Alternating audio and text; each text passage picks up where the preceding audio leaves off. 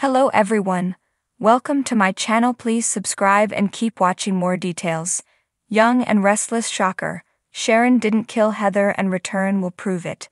There's a huge question mark hanging over Heather's death on Young and Restless, at least for fans of Sharon, who don't want to believe she killed someone. The good news is that not everything is as it first appears on soaps. The bad news? It may take the return of a notorious baddie to set Sharon free. On the surface, Heather's demise looks pretty cut and dried. She and Sharon clashed in the apartment alone, with no one else around, and after falling and hitting her head, Daniel's lady ended up with no pulse.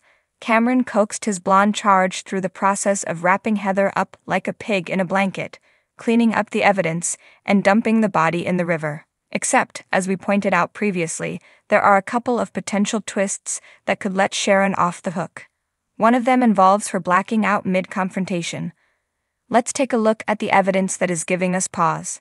Sharon was trying to make a break for the door when Heather grabbed her arm to stop her. Sharon wrenched free and Heather fell to the ground. When this happened, both Sharon and Heather were behind the sofa, between it and the high-top table. Heather was briefly non-responsive, but fairly quickly came around. As Heather tried to scoot backward on the floor away from her, Sharon began to exhibit signs of passing out. Her vision blurred, and the next thing we knew, Cameron was calling her name to wake her up.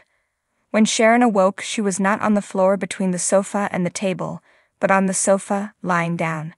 She got up and discovered Heather was dead, still on the other side of the sofa on the floor. Therein lies the huge question mark.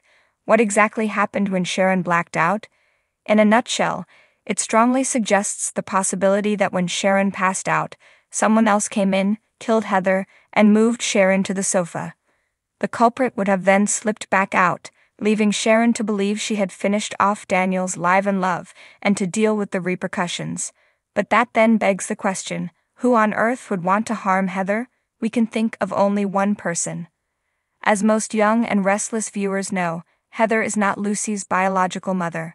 As it turns out, the girl's natural parent is a bona fide madwoman, and the offspring of the notorious Sheila Carter. Yep, Daisy Carter is definitely the one person who could have it in for Heather, perhaps believing she could reclaim her family or some such deluded nonsense. Where has Daisy been? No one knows. The last we knew, she had been checked out of Fairview by a heavily disguised woman that was purportedly her mother.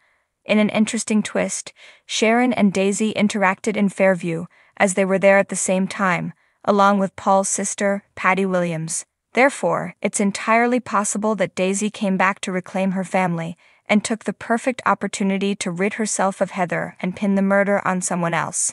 Could the character, last played by Yvonne Zima, be making a return to Geno City? If our hunch is correct, she just may be. In the world of the young and the restless, secrets have a way of bubbling to the surface, and when they do, they threaten to shatter lives in ways no one expects.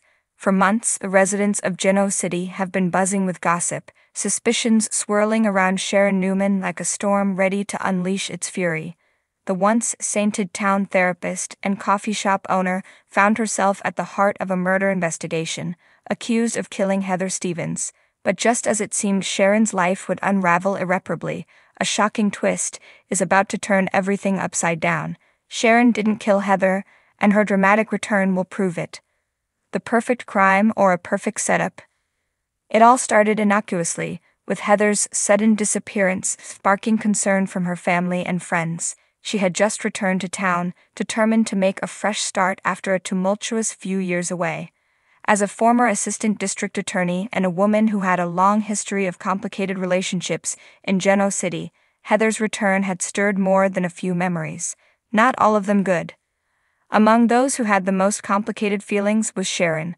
The two women had crossed paths numerous times over the years, often on opposite sides of the courtroom or their romantic entanglements. Their shared history with Adam Newman, the shadowy figure lurking behind both their lives, made Heather's return particularly uncomfortable for Sharon.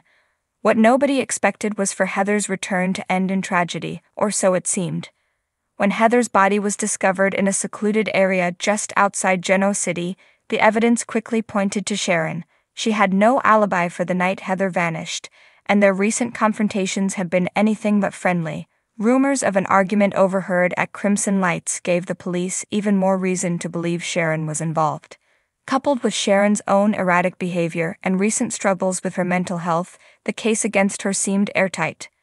But things in Genoa City are never that simple. While the public and even some of Sharon's closest allies started to doubt her innocence, there were whispers of another truth. Some suspected that Sharon was being set up, that someone with a vendetta had orchestrated the perfect crime and left her to take the fall. But who could have hated Heather or Sharon enough to do something so vile? Heather's shocking return. In a twist that no one saw coming, Heather Stevens isn't dead. The woman thought to have been buried 6 feet under is about to walk back into town, alive and well, although not without her own harrowing tale to tell. The investigation into her supposed death was full of holes from the start. There was no DNA on the body that conclusively linked it to Heather, and it had been found in a state of decomposition that made identification tricky at best. Still, the authorities had accepted what they had as proof, and it led to Sharon's arrest. What no one realized was that the real Heather had been taken, held captive by a mysterious figure who wanted her out of the way for reasons only now beginning to come to light. As Heather makes her way back to Genoa City, her return promises to throw everyone's lives into chaos. The truth behind her disappearance is stranger than fiction, and Heather's survival is more than just a happy twist of fate. She's uncovered secrets, dark, dangerous secrets, that implicate some of the most powerful players in town. Sharon's redemption. For Sharon, Heather's return will be both a relief and a revelation. Throughout the ordeal, Sharon maintained her innocence, but the weight of suspicion, the side glances from friends, and even the distant, cold stares of her children wore her down. She had begun to doubt herself, wondering if, in some dissociative state, she might have actually committed the crime she was accused of. With Heather alive, the narrative flips. Sharon is no longer a villain in this twisted story, but the victim of an elaborate setup. The question remains, though, who wanted Sharon to take the fall, and why? It won't take long before suspicions fall on Adam Newman. His history with both women, his reputation for scheming, and his knack for getting entangled in deadly plots make him a prime suspect. But as always with Adam, his motivations are layered. Did he stage Heather's death to get revenge on Sharon for keeping secrets about their son, or was he trying to protect her in some convoluted way? Or perhaps the real mastermind is someone no one expects, someone who's been lurking in the shadows, pulling strings and watching as the lives of those in Genoa City spiral out of control. A new danger emerges. As Heather reclaims her place in Genoa City, she brings with her a newfound determination. She's no longer the young woman who left town in a whirlwind of emotion and broken relationships. Heather is back, stronger than ever, and ready to take on the people who wronged her. But she knows that her return is fraught with danger.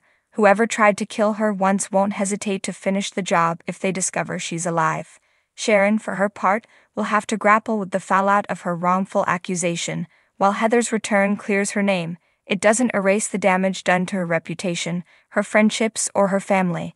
And Sharon being Sharon, she won't rest until she finds out who was behind it all, determined to get justice, not just for herself, but for Heather too. As the mystery deepens, Genoa City will be rocked by revelations, betrayals, and more than a few unexpected alliances. In the end, the truth about Heather's disappearance will be darker than anyone imagined, proving once again that in Genoa City, nothing is ever as it seems. The calm before the storm. Heather's return is just the beginning. Sharon may have her redemption, but with new enemies emerging and old grudges reigniting, it's only a matter of time before another storm hits. And this time the fallout could be even more explosive. For now though, Sharon can breathe a little easier, knowing she didn't kill Heather. But in the cutthroat world of the young and the restless, peace is always fleeting, and the next big shock is always right around the corner.